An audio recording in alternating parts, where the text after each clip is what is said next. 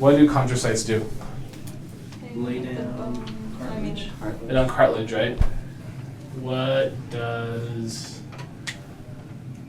Where is the secondary ossification center located? Epiphyseal, top and bottoms, right? What is the middle of the bone called? What type of bone is that? Spongy bone, right? And the outside is called the compact bone. In a break, the first bone that gets laid down and when they're starting to form over that break, is that woven or lamellar bone? Woven. And then it converts into a lamellar bone. What's the first stage of repair of a broken bone called? The hematoma, the blood clots off. Why is there blood inside of the bones? The blood vessels got stuck in there when they formed the spongy bone, and the tuberculi grew over it, right? So it trapped those blood vessels in there, and also traps those mesenchymal cells that turn into bone marrow. What is yellow bone marrow mostly? Fat. What is red bone marrow? Red blood cells. That can be used for hematopoiesis, right? What else can I ask you? What do you think about skin? I'll have to know. Just like what happens in each layer. Yeah, like in your notes, if you just make this graph, like you just say, what's the first layer? Basal. The stratum bacilli, right? The next layer, the stratum spinosum.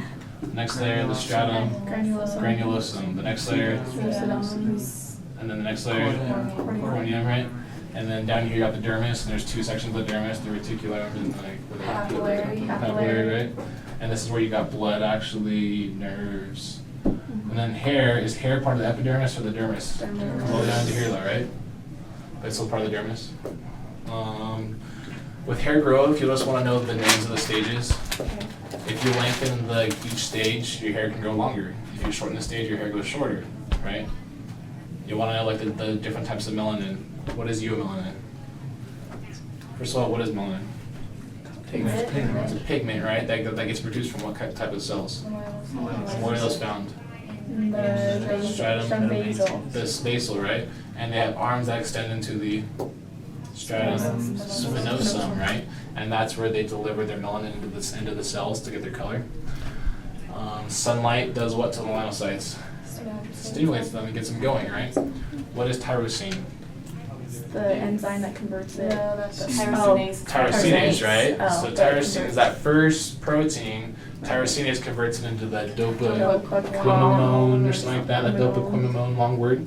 The cumulate. Dopaquinone or something like that, right? And then that turns into your melanin, right? And you got the two types, the eumelanin and what's eumelanin? It's for white people. I don't know what that is. Lighter people. So eumelanin is actually for darker people. So you got two types of melanin. Oh, that's what. You got eumelanin. And you got pheomelanin. Eumelanin? Yeah, it's a weird word. Oh. So this is for dark, Hispanic people with black hair, African Americans with black skin. If you tan really easy, you get really tan, you don't burn that well, you don't get sunburns as much, you have a lot more eumelanin. Pheomelanin is going to be more of your ruby reds, or your ruby blonde people who are really fair skinned, so most of us, right? People who are basically white people, or gingers, or people that are have that skin type. It's more of a fair skin type, right? So if you're from Europe, from an English descent, you probably have pheomelanin. If you're from Africa, you probably have eumelanin. That's just how it works, right? So these people are more prone to sunburns, they're more sensitive, stuff like that. They don't absorb sun as well. So you just want to put those layers and just say, what are they called?